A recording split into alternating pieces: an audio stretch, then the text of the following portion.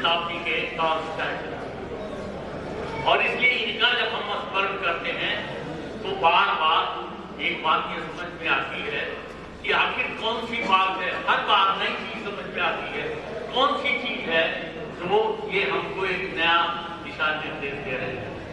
रोज हम जो कुछ करते हैं, क्या उनको जीते हैं, उनके अनुभवों को जीते हैं, या हमारे जो अनुभव हो रहे हैं क्या कुछ ऐसा था जो उसमें कुछ नया पर उनके पढ़ने से, उनके जानने से आ जा रहा है। इसलिए विमर्श आवश्यक होगा। आप सभी सुखीजन हैं, आप विश्वजन हैं, आप सब विचार विमर्श करके आए हैं और लंबे विचार विमर्श के लिए तैयार होकर आए हैं। और सौभाग्य से आज के अध्यक्ष, आज के मुख्य अतिथि हम लोगों के बीच उपस्थित हैं। चलने वाले इस लेखक शिविर और राष्ट्रीय संगोष्ठी का विषय, जैसा कि स्वागताध्यक्ष जी ने संकेत किया, कितना प्रासंगिक है, कितना महत्वपूर्ण है और कितने चिंतन के केंद्र में है।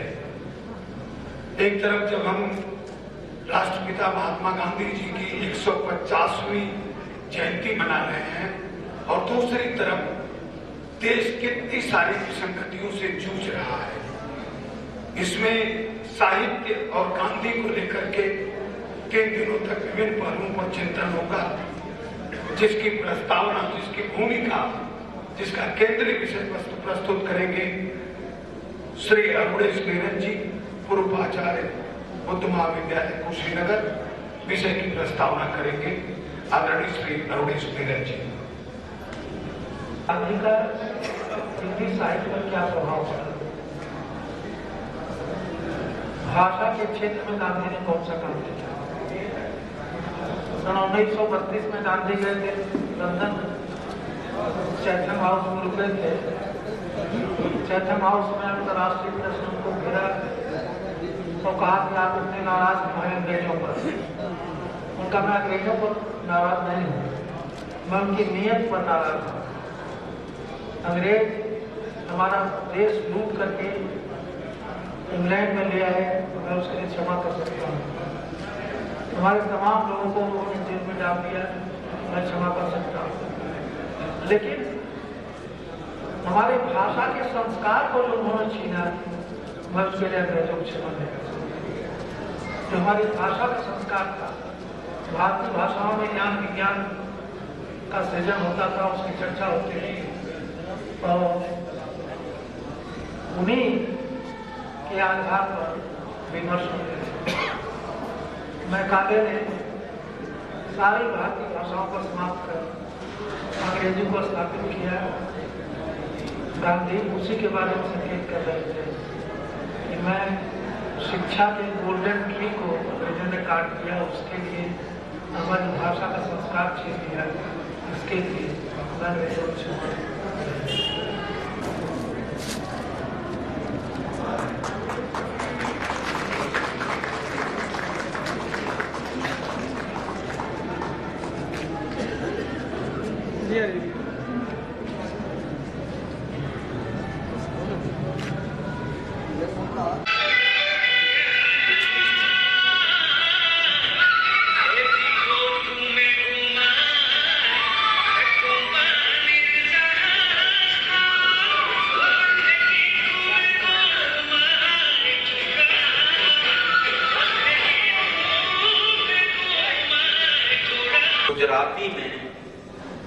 गुजराती साहित्य का इतिहास अगर आप देखें तो उसमें एक है गांधी युग, और हिंदी साहित्य में 1918 के बाद के युग को, छायावाद के अंत तक के युग को सत्याग्रह युग कहा गया। तो भारत की दो भाषाएं कम से कम ऐसी हैं जिनके साहित्य में गांधी युग और सत्याग्रह युग है। गांधी पहले व्यक्ति थे जिन्होंने हिंदी को आम लोगों से जोड़ा, उसको राष्ट्रभाषा के रूप में प्रतिष्ठित करने का सवाल मेरे समय से दो ऐसे काम गांधी ने अपने जीवन में किए।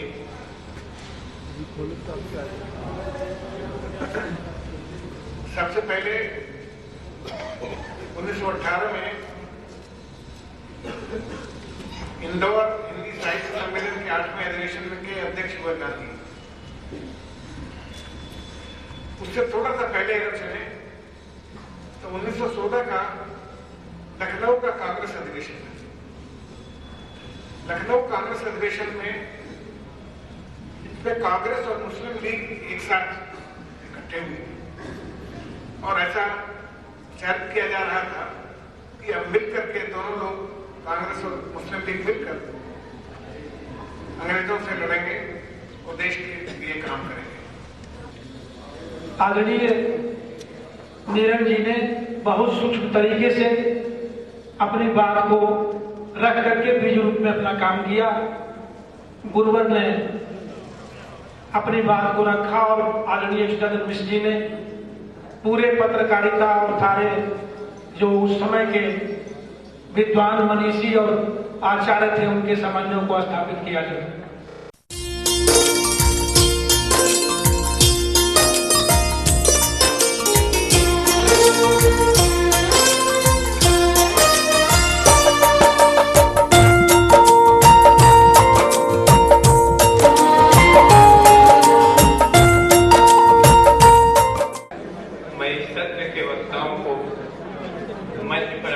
करता हूं। ये गांधी का जो भाषाई सरोकार है वो उनके दक्षिण अफ्रीका के जीवन से हमको देखने को मिलता है, जहां जो इंडियन ओपिनियन जो संपादन गांधी ने शुरू किया तो शुरू में वो गुजराती और अंग्रेजी में रहा, लेकिन बाद में वो हिंदी और तमिल 4 भाषाओं में इंडियन ओपिनियन का प्रकाशन होता है। ऐसा कोई व्यक्ति नहीं है जिसे गांधी जी ने किसी न किसी रूप में प्रभावित न किया। इसी परिप्रेक्ष्य में मैंने विषय लिया है पत्रकारिता। गांधी जी की पत्रकारिता वर्तमान परिप्रेक्ष्य में कितनी प्रासंगिक है और उसकी आवश्यकता है अथवा नहीं, वह किस प्रकार आज भी आदर्श है, उसी उद्देश्य को लेकर यह पत्र मैंने तैयार किया और उसी के कुछ मुख्य बिंदु आपके समक्ष बहुत संक्षिप्त और बहुत कम समय में प्रस्तुत करने का प्रयास करूंगी। जिस मजबूती और अनुभव के साथ हम लोगों ने ज्ञान का लाभ उठाया था और यह अनुभव किया कि गांधी के पहले, गांधी के साथ और गांधी के बाद और गांधी के आज की जो पीढ़ी थी वह आज के उद्घाटन सत्र में आसीन थी। भारतीय भाषाओं के लिए इतनी उद्विग्नता गांधी में कैसे आ गई? ब्रिटिश शासन एक भाषी, एक सांस्कृतिक भूविवादों का शासन था। 21 साल का कार्यकाल पूरा करके गांधी जी दक्षिण अफ्रीका को अलविदा कह रहे थे, तब उसी पत्रकारिता की अंजलि में प्रशंसा के फूल, जिस पत्रकारिता ने कभी अनवेलकम विजिटर कहा था। गांधी पत्रकारिता की शक्ति का यह साक्षात्कार है और ये 1914 गांधी ने क्यों हिंदुस्तानी को चुना?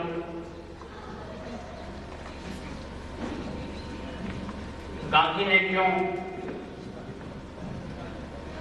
तत्सम पदावली का विरोध किया? गांधी ने क्यों लखनऊ के मौलवियों को इस बात के लिए कई बार ऐसा लगता है कि अनुभव, ईमानदारी, तटस्थता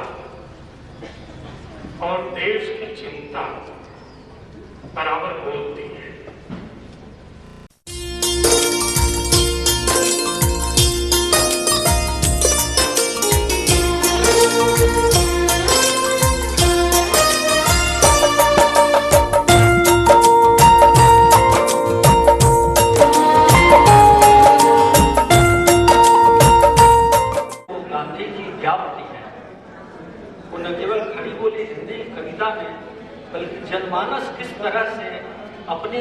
बोलियों में महात्मा गांधी के चरित्र को रचना रहा है। और लोक काव्य में, लोक ज्ञान में पहुंचना एक बहुत बड़ी बात है, सामान्य बात नहीं है कि जन जन तक जो अपनी बोली है उसमें लोग रच रहे हैं। चरखे को टूटे चरखवा चालू रहे, तो तमाम बोलियों में जो हिंदी की तमाम बोलियां हैं 19-30 सभी बोलियों में ये महात्मा गांधी की का जो रिसेप्शन है वो बहुत महत्वपूर्ण है कि जन जन तक जो महात्मा गांधी जिस अंतिम पायदान पर खड़े हुए व्यक्ति की बात करते थे उस तक महात्मा गांधी के कार्य और उनके व्यक्तित्व की छाया पड़ रही थी। इससे स्पष्ट कि संत महात्मा आदमी राजा रंग फकीर, संत महात्मा आदमी राजा रंग फकीर, गांधी जी के रूप में पाई एक नजीर, गांधी जी के रूप में पाई एक नजीर। सब जानते हैं कि जो चंपारण का सत्याग्रह हुआ, आंदोलन हुआ, उसकी पिछले सत्रों में भी अभी पिछले वक्ता ने नाम जरूर लिया था चंपारण का। पिछले सत्रों में भी 1917 सन के रूप में 1 या 2 बार आ पाया, उसकी चर्चा नहीं हो पाई। 16 की बात हुई, फिर 18 की बात हुई, 17 छूटता हुआ हमको दिखाई दिया। 20वीं सदी के दूसरे दशक से शुरू हो जाती है और लगातार बनी रहती है। अभी भी हम देखें तो गांधी को खूब याद किया जा रहा है कविताओं के जीवन। हमारी पिछली सदी ने गांधी को देखा तो आज मौजूदा सदी अपने भटकावों के बीच उन्हें तलाशती नजर आ रही है। ये तलाश सुबह से हम लोग कर रहे हैं, चाहे वो जीवन मूल्य हो, चाहे व्यवहार हो, सत्य हो, प्रेम हो, इन सब की आज भी सबसे बड़ी कसौटी का नाम है महात्मा गांधी। का हिंदी कविता पर क्या प्रभाव है, तो कई वक्तव्य आप लोगों ने सुना, तो आप लोगों का रुचि परिवर्तन हो और पुनरावृत्ति न हो, इस 2 से बचते हुए मैंने कोशिश की गांधी पर किसका प्रभाव था, गांधी के व्यक्तित्व का, उनके वैचारिक व्यक्तित्व का निर्माण किन चीजों पर करा, क्या करा जो उनको गांधी बनाया, सामान्य मनुष्य गांधी बने, वो कौन चीजें, उसमें मुख्य चीजें सत्य हरिश्चंद्र नाटक, श्रीमद् भगवत गीता और श्री राम से मान। इस बात यहाँ आने से पहले मैंने सोचा कि आखिर गांधी में ऐसा क्या है कि गांधी के समय में गांधी को खारिज करते हुए आज के समय में गांधी को बुनायाद कर रहे हैं। यह वो दौर है, मुझे लगता है कि 200-300 किताब तो मैंने ही देखी होगी अंग्रेजी हिंदी सब मिला के गांधी पे, बावजूद इसके हर 2 साल में गांधी पे किताब आ जाती है। अच्छी चर्चा गांधी जी के बारे में चल रही है। विजयेंद्र त्रिपाठी जी ने कहा कि नैतिक शरण के दौर में गांधी प्रासंगिक हैं। प्रासंगिकता पर तो बहुत चर्चा होती है। आज भी उनका सत्य के प्रयोग या उनकी पौत्री सुमित्रा कुलकर्णी जी ने अनमोल विरासत लिखा है, उसको पढ़ के पता चलता है कि गांधी का विचार कितना समाज के लिए आवश्यक है और कितना हर युग में रहेगा। गांधी जी पर जितनी बातें हुई, सारी बातें बेहद महत्वपूर्ण और प्रोफेसर श्रीनिवास पांडे जी हमारे गुरुतुल्य हैं, बहुत अच्छी बात है उन्होंने कि गांधी जी पर इतनी कविताएं इसलिए हैं क्योंकि उन्होंने कविता को समझा, कविता पढ़ी इसी बनारस में। इसी प्रसंग में 2 उदाहरण भी सामने आए। किसी ने कहा कि गांधी जी के पास एक पत्रकार गए, नाम लिया उनको याद नहीं, एक चींटी चढ़ रही थी उनके शरीर पर। उन्होंने देखना चाहा गांधी जी कितने अहिंसक हैं, खुद नहीं उन्होंने उतारा, देखते रहे। गांधी जी ने उस चींटी को उतारा और धरती पर रख दिया। ये देख सोचते हुए कि ऐसे उसे उतारूं कि उसकी टांगों को कोई कष्ट न हो, वो आराम से जी सके। एनी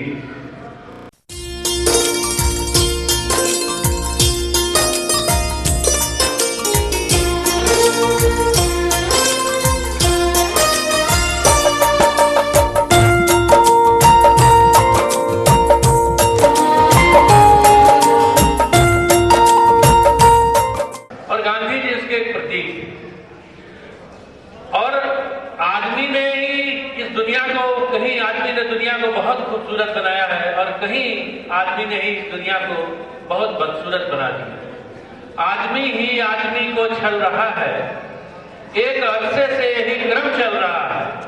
रोज चौराहे पे हो सीता हरण, जबकि रावण मुद्दतों से चल रहा है। पास कढ़ाई के आकर ज्यों चूड़ी टूट गई है, पास कलाई के आकर जब चूड़ी टूट गई है, वैसे ही बन बनकर मेरी किस्मत टूट गई है। पास कलाई के आकर जब चूड़ी टूट गई है, वैसे ही बन बनकर मेरी किस्मत टूट गई है। और मैं इस तपती दोपहरी का ऐसा थका हुआ रही, मैं इस तपती दोपहरी का ऐसा थका हुआ रही हूँ, स्टेशन तक जाकर जिसकी गाड़ी छूट गई। मैं अगर इतनी तीव्रता न हो कि एक कवि पढ़े और तुरंत यहाँ से निकल जाए, तो अच्छा होता कि बाद में सिर्फ मैं बच जाता और अशोक ही बच जाते, तो हम लोग पढ़ने की भी जरूरत न पड़े। लेकिन यह हर साल देखा जाता है, ऐसा होता है। बाड़ी मैंने इस सुबह से तब तक बस एक संदेश, 4 पंक्ति बस कि उदास हो के पेड़ कह रहे हवाओं से, उदास हो के पेड़ कह रहे हवाओं से, यही आवाज आ रही सभी दिशाओं से कि प्रकृति को छेड़ो नहीं, प्रकृति को छेड़ो नहीं, उसको यूं ही रहने दो, नदी है जिंदगी यारो, नदी को बहने दो।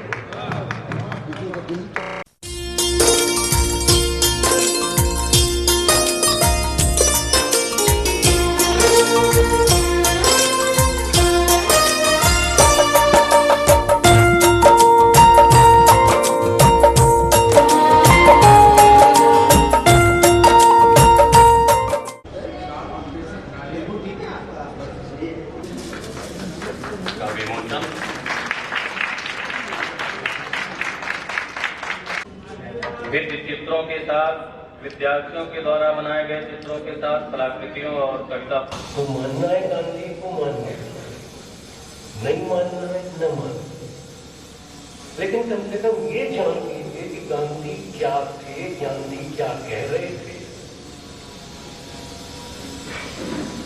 हमने कर दिया,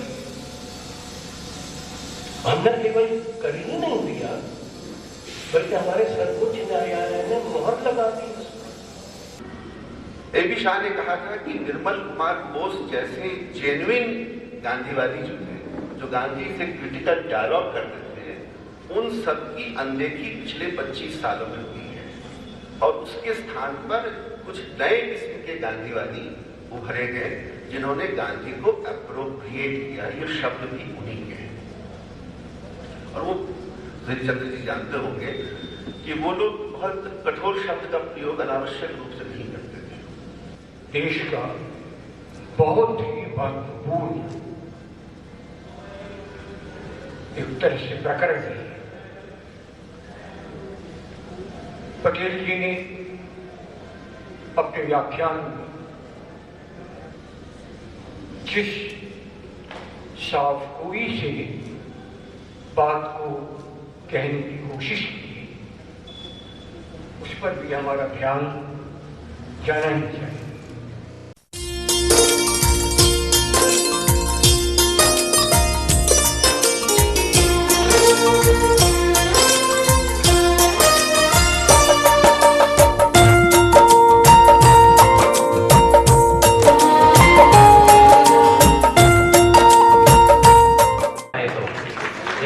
अच्छा काम हो रहा है। सृजन साहित्य हमारे सामने आ रहा है, परंतु हम यहाँ पर गांधी जी को हिंदी सृजन के विभिन्न आयामों में देखने और उनके दर्शन को किस तरह कहानीकार और उपन्यासकार ने अपने प्रतिनिधित्व किया है, इसकी चर्चा करने आए हैं। ये चिन्हांकन इतिहास का विषय हो सकता है, पर उपन्यासकार का नहीं, क्योंकि उपन्यासकार या कहानीकार भावुक होता है, संवेदनशील होता है। इसलिए उनके गांधी जी के सुधारात्मक और सहजता से भरे व्यक्तित्व को लेकर के उन्होंने कल्पना की और अपनी कहानियों में और उपन्यासों में उकेरा है। वह आज भी इस अराजक और मूल्यहीन समाज के अंधेरे आवरण में उम्मीद के दिए की तरह आश्वस्त करता है, क्योंकि एक बेहतर दुनिया और समाज बनाने के लिए सत्य, अहिंसा, प्रेम, सद्भाव, शांति और त्याग तथा मानवीय मूल्यों के प्रसार की प्रेरणा और समूचे विश्व को देता है। साहित्य का उद्देश्य भी आदर्श समाज और मानवीय गुणों के प्रसार का ही है। महात्मा गांधी संभवतः एकमात्र ऐसे नेता हैं जिन्होंने महात्मा बुद्ध के बाद भारतीय विचारधारा को सबसे अधिक मात्रा में प्रभावित किया है। अहिंसा, सत्याग्रह, सविनय अवज्ञा, मशीन संबंधी गांधी जी की अवधारणा, ट्रस्टीशिप, अस्पृश्यता, स्त्री दशा, इन और ऐसी ही कई मान्यताओं को लेकर बारीक विचार गांधी जी ने किया है। हमने कभी किसी के यहाँ जाकर आक्रमण नहीं किया, किसी के सीमा का अतिक्रमण नहीं किया। तो ये सब उन्होंने सोचा, देखा, कई जगह कहा। गांधी जी और गांधीवाद पर बहुत सारी चीजें लिखी गई हैं, उपन्यास के शक्ल में, लेखों के शक्ल में, कविता और कहानियों के शक्ल में। लेकिन संपूर्णता से अभी तक नहीं आए हैं महात्मा गांधी, नहीं आए हैं। एक पूरा बहुत बड़ा सा उपन्यास पहला गिरमिटिया लिखा गया, उसमें बहुत सारी चीजें आ गई हैं। फिर भी ये बात नहीं है कि महात्मा गांधी सचमुच में क्या सोच रहे थे और क्या कर रहे थे।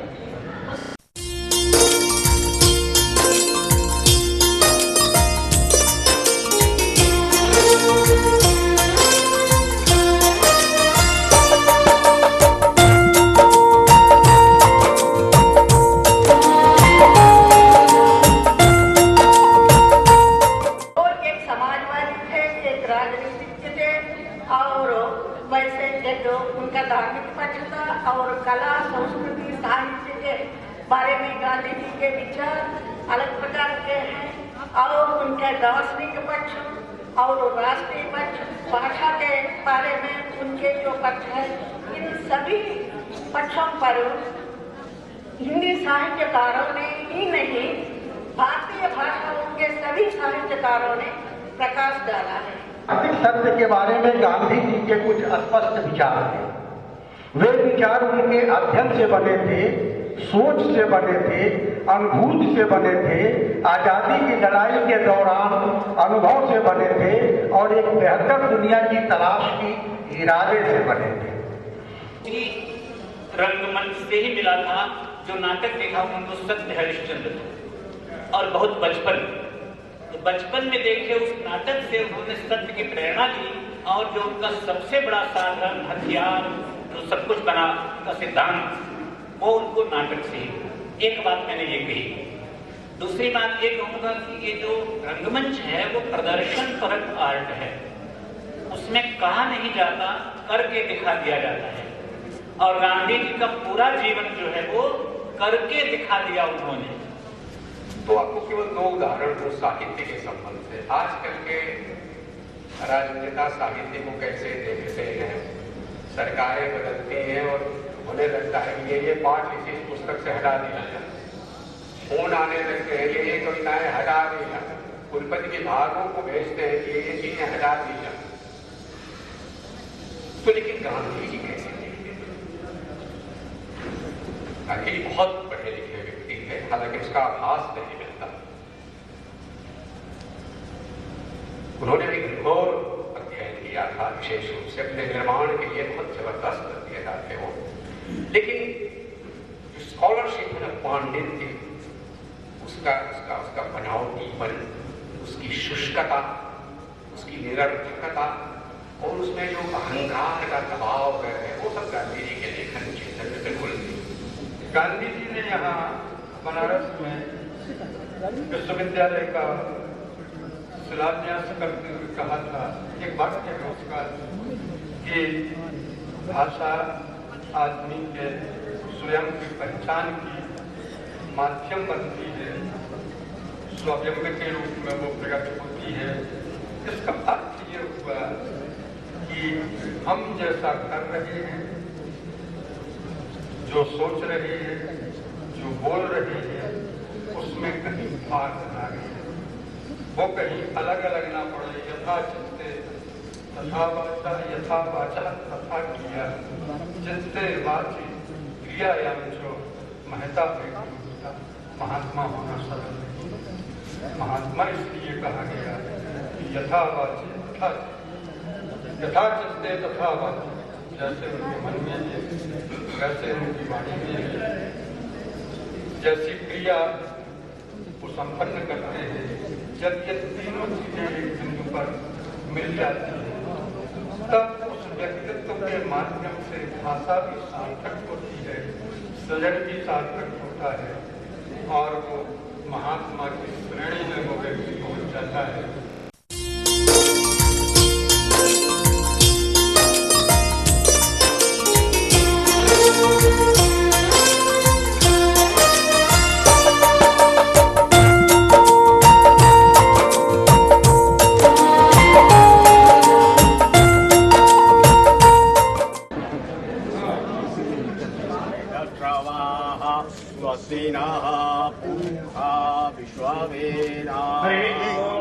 गुरुत्व काफी है।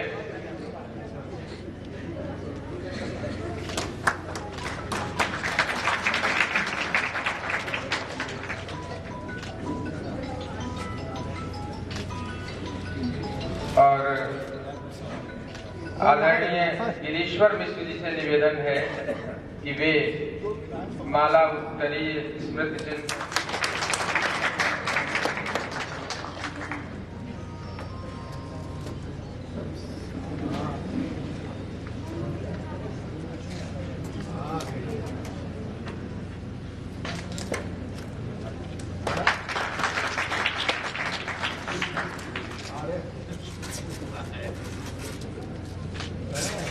गुरु जी इधर देखिएगा।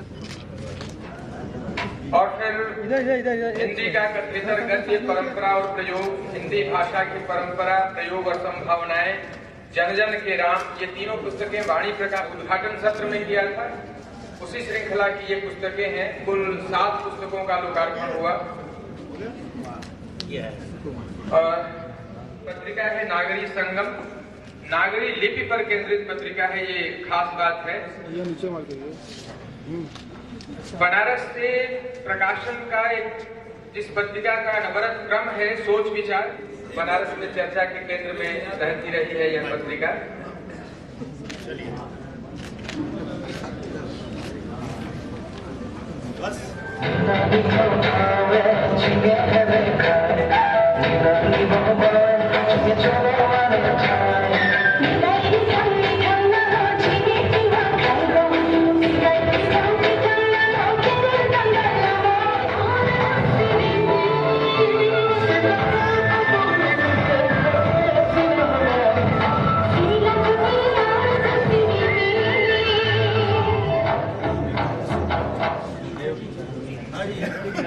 ये सम्मान का जमीन से जुड़ा हुआ।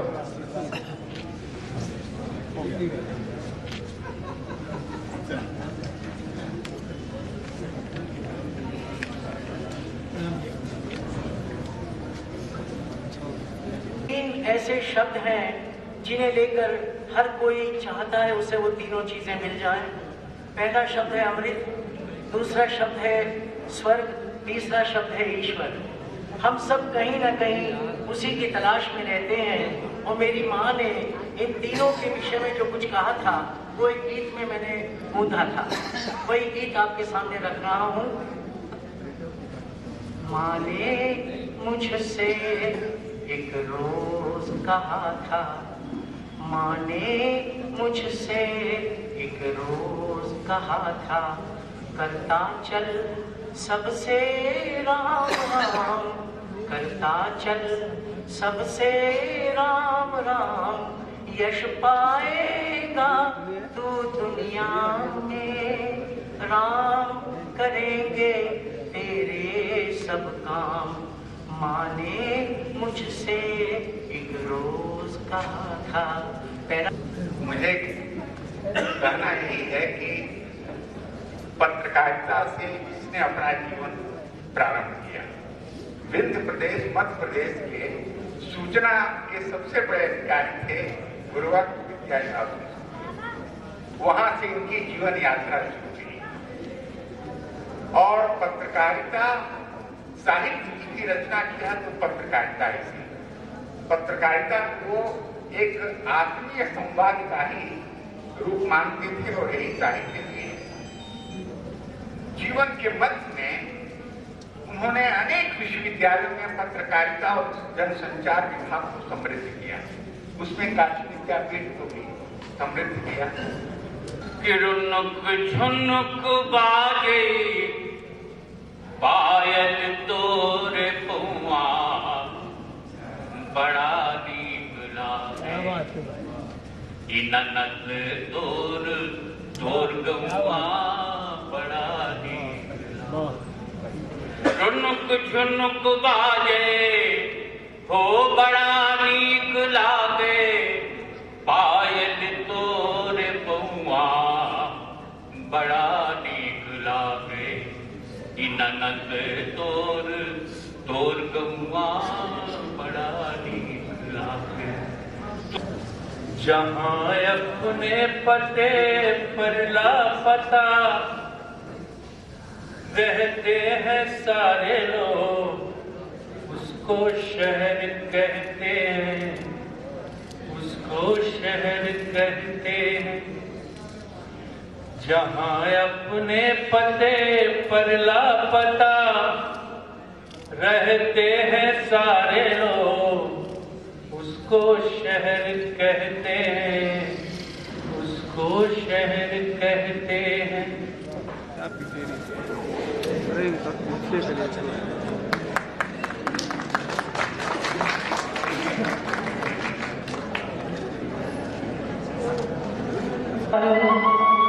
गुआरी बारात है ना से गोपाल, गुआरी बारात है ना से साराना सालाई नो पूरा। बड़ा अच्छा है, एक इंटरव्यू लेने वाला ऐसा व्यक्ति है जो हिंदी साहित्य का है, तो एक प्रश्न करने वाला कम हो जाएगा, मुझे दो ही का सामना करना है। ये सोच करके मैं इंटरव्यू बोर्ड में गया और मेरा जो विषय था, मेरा जो शोध प्रबंध था अंग्रेजी में था, और तब शोध प्रबंध को लेते हुए जो इंटरव्यू लेने वाले विशेषज्ञ थे वो आंग्ल भाषा में सवाल पूछने लगे, मैं उत्तर देने लगा। अचानक पंडित जी ने हस्तक्षेप किया। अभी एक विषय हमारे गुरुजी ने विद्यापीठ के आदरणीय द्विवेदी ने उठाया, गांधी जी का करुण रस, एक था ना। उन्होंने एक पुस्तक लिखी, मैं इसको पढ़ा हूं थोड़ा बहुत। उसमें के कुछ नाम हमको याद है, क्या हरिराम ऐसे करके कुछ नाम था, कई जो नाम आए ऐसे कुछ था, मैं पूरा ध्यान नहीं आ रहा है, आप लोग विद्वान ज्यादा जानते होंगे। लेकिन उसमें जो शुरुआत उन्होंने किया, जहां से विषय को उन्होंने शुरू किया उस पुस्तक के, उस पुस्तक का जो करुण रस की वेदना कहां प्रस्फुटित होती है, कैसे प्रस्फुटित होती है, तो जिन्ना और नेहरू के बारे में उन्होंने बताया कि करुण रस का कहां से, गांधी में करुण रस कैसे आ गया। मुझे नहीं बताया कि मैं ये हूँ या मैं ये करती हूँ, लेकिन मुझे आश्चर्य हुआ कि उनको सब मालूम था। और अकेले जी खासतौर से जब भी बनारस आए तो उन्होंने जो आयोजन किए अपने घर पर, या एक जन्मदिन हम लोगों ने उनका मनाया था बनारस में बजरे पर, तो वो मुझे याद करते। पंडित जी के मन में, पंडित जी के प्रति अपने मन में एक भाव था कि पंडित विद्यानिवास जैसे कितने बड़े व्यक्तित्व हैं। मैं जब बनारस आया तो मैंने एक संपादन किया भारतेंदु पर, और निज भाषा उन्नति है, ये जब दोहा उनको दिया, उनको समर्पित किया पुस्तक के रूप में, तो उन्होंने कहा कि ये तुम ही एक ऐसे आदमी हो जो सही इसका प्रसंग लिखे हो। ये दोहा भारतेंदु जी कहाँ सुनाए थे? सूचनाओं से का अंतरण करके उसे वेल रेड वेल इन्फॉर्म नहीं बनाया, अपितु उसका कायांतरण किया है। तो भारत में अध्यापन की परंपरा, व्यक्ति निर्माण की परंपरा है, कायांतरण की परंपरा है। उनके होने मात्र से हम सबको अनुभव होता था, उनके न होने पर उसके स्मृति और उसकी याद